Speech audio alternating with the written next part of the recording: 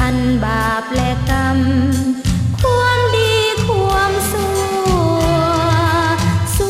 วสังขารยังเที่ยงจงหลีกเลี่ยงละเว้นกรรมชั่วอย่าให้ใจนั้นต้องขุ่นมัวจะติดตัวในศาสตร์ต่อไป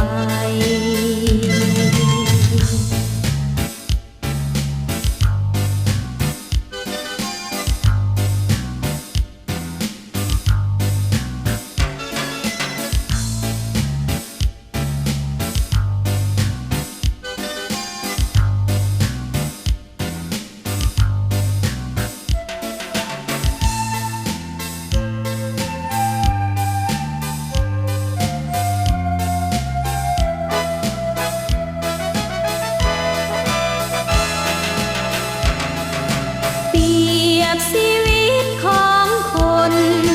จำดินหนหาทางข้างหน้าสู่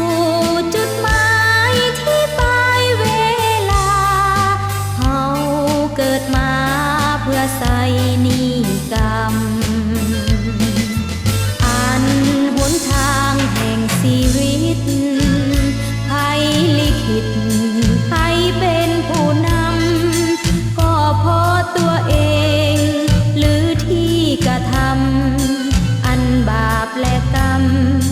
ความดีความชั่วสังขารยังเที่ยงจงหลีกเลี่ยงละเว้นกรรมชั่วอย่าให้ใจนั้นต้องขุ่นมัวจะติดตัว